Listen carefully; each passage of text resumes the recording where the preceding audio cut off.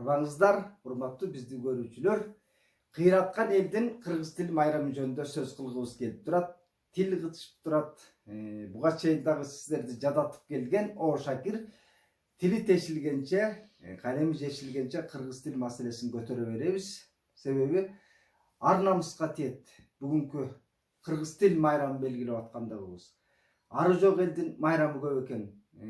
Кыргыз тили майрамы, ак калпак майрамы мени дайыма аллергиямды гана чакырып турат да. Себеби титулдук улут өзүнүн мекенинде ошол кыргыз тили майрамдап атканынын өзү эмне бул? Эгер ошол кыргыз тили майрамынын артынан эле эне тилибизге ушунчалык бир сый урмат көргөзүп аткан болсок, башка кеп эле мамлекеттик тил комиссиясы адаттагыдай баягы төш белги берет, мамлекеттик сыйлыктар айтор. Сыйлыкка келгенде өтө мартпыз, бирок кыргыз тилин байытууга келгенде 30 жылдан ашык ошол кыргыз тил коому деген бар эле, мамлекеттик тил комиссиясы бар, болгондо да президенттин алдындагы. Бунун баары жөн эле көңүл соороткон, убактылуу бир жана оорлуу адамга укол сайып койгондой эле кеп болуп калды да. Чындыгында дартты дарылай турган тилчилер кайда? Ошол илимий даражасы өскөн кандидатынан баштап доктор, профессор, академиктерине мамлекеттик сыйлык наам алган акын жазуучулар, кыргыз эл акыны, кыргыз эл жазуучусу, ал эмес даңк медалын алган баатыр болуп кеткен сыйлыктар тапшырылып атат. Квартал сайын мамлекеттик сыйлыктар тапшырылып атат. Ушунун өзү улуттун деградация мындай көрсөткүчү да. Жок болуп кетер улуттун келечеги бүдөмүк жараткан мындай улуттун өзүн өзү сооротуп мамлекеттик сыйлык менен шадыраңдап жүргөн кошоматчылар коому кыргыз тили үчүн эмне кылып койду?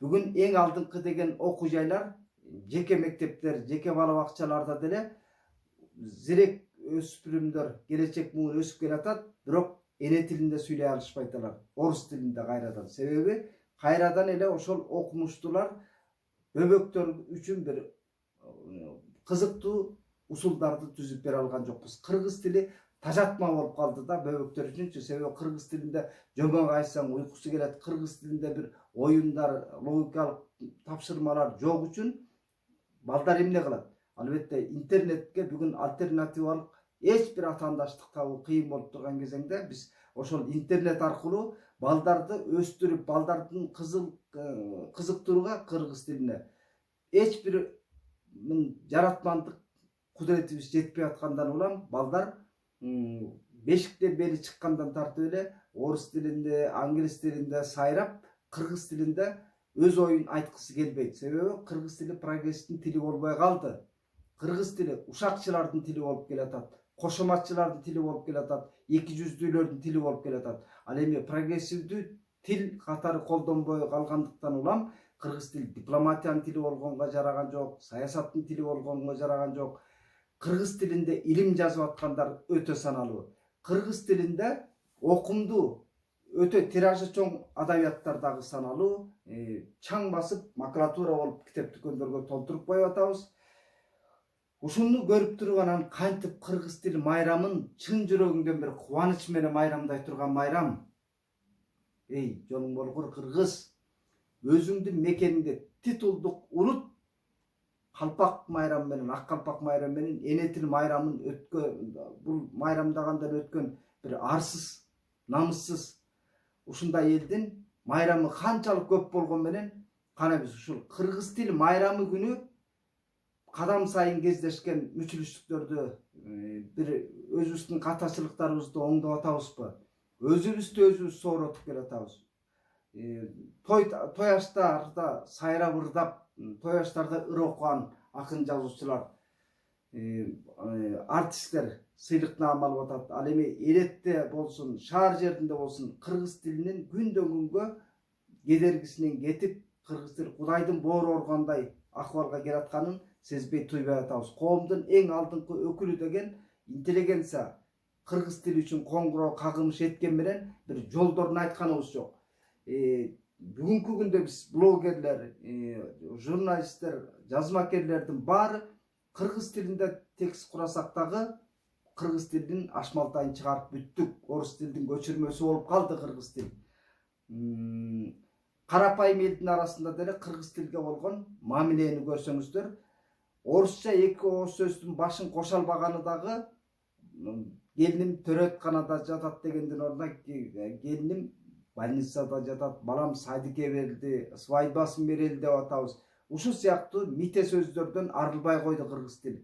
Ошону менен кыргыз тилдин мүмкүнчүлүгү, кудурети жок тил сезилгендиктен көчөт балдар кыргыз тилинде өзүнүн оюн айткандан тартынат. Себеби кыргыз тили бир коомдун эң артта калган өкүлүндөй көргөзүп калды. Ошондой аң сезимди орнотуп койдук. Себеби кыргыз тилинде аттуу баштуулар bir ajarnaсын келтирип сүйлөп турса, ырчылар ажарына келтирип аралаштырбай, мите сөздөрдү аралаштырбай, кыргыз тилин бир музыка сыяктуу, бир керемет сыяктуу кыргыз тилде колдонмолор аздыгынан улам кыргыз тилдин актуалдуулугу жылдан жылга, күндөн күнгө өтө артка кетип баратат. Мыйзамдар жазылса орус тилинде жазылып, кыргызчага которо келгенде терминдик чаташуулар андан көп. Көчөдөгү борбор каладагы жарнактарды көрсөңүздөр, ушунчалык келегей кыргыз тилди урду, сокту тил учуна келген сөз менен колдоно берип, кыргыз тилдин мындай айтканда жөн эле бут сүргөн эле тряпка болуп калды. Кыргыз тилде, эне тилде ушунчалык тебелендиге калтырган улуттун намысы барбы? Сыйлык наам алып жүргөн акын жазуучулар канчалык кыргыз тили жөнүндө сайраган менен бүгүнкү күндө интернетке альтернатива боло турган фокус таптыкпы? Андыктан биз кыргыз тилди дүйнө элинин кайсыл мультфильми, кайсыл балдар үчүн бир оюну кызык болсо, ошону кыргыз тилине чүргөй салганга, ыкчамдык кылганга жарап айтабыз. Интернетте ачкан бала бешиктен бели чыкканда эмне үчүн англисче, орусча, башка тилдерде сүйлөп калып атат? Себеби ага кызыктуу нерселер толтура. А эне тилинде интернетти ачкан бөбөк эч кандай же мультфильм таба албайт, же бир жомок уга албайт. Ошондуктан биз аракет кылып, бир гана бул акын жазуучуларга, тилчилерге жүктөп койчу маселе эмес. Ар бир үй бүлө, ар бир ата эне, ар бир чоң ата, чоң эне бөбөктөргө жомок эле айтып бербестен, жөө жомоктон да башка кызыктуу дүйнөнү табышыбыз керек. Балдар күнүмдүк турмушта эмне ойноп атса, биз ошол оюнуна байланган кызыктуу жомокторду, тамсилдерди, чыгармаларды жаратып, театрга эл барбай турган кезде, балдар бөбөктөр үчүн либретто жазалы, балдар чыгармасына көңүл бурганда, биз момундай кезден балдарды тарбиялап албасак, саналуу жылдардан кийин биз кыргыз тилинен кол жууп калабыз. Кыргыз тилинде сүйлөгөндөн уялып баштайт. Коомдун алдыңкы өкүлдөр эне тилинде өзүнүн оюн жетик тил менен айтып бербесе, кыргыз тил керектен чыга берет. Курулуш жаатында болсун, өнөр жай жаатында болсун, каягында болбосун кыргыз тилдин маңызын чачыратып жеткирип, кыргыз тил деп эле жөн эле какшай бербей, кыргыз тилдин ошол иштей турган механизмдерин табышыбыз керек. Буга мамлекет башындагыларды күнөөлөйбүз. Кээде саясий топтордо ошо чоңдор эне тилин барктабай атат деп, жанагы Сыртбай Мусаев деген академик, ошол тил жаатында көп жылдан бери тилинен чаң чыгып жүргөн киши бүгүн азаттыкта айтып атат. Чоңдорубуз көңүл бурбай келгенде депчи.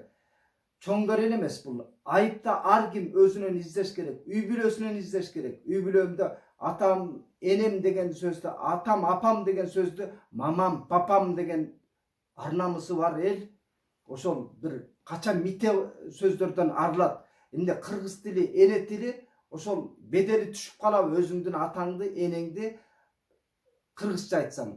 Же мама, папа дегенден ата энеңдин статусу же зоболосу көкөлөп калабы? Эй жолуң болгур кыргыз, качан намысыңа келип, ошол эне тилдин көркүн чыгарасың. Анан эне тилди майрамдай бергенден, ал тил байып кетсе, эле кыргыз тил майрамын күнүгө майрамдашыбыз керек эле андачы. Андыктан башка улуттар кыргыз тилинде сүйлөп койгон эле тебетебизди көккө ыргытып кубангандан эне тилибиз байып кетпейт.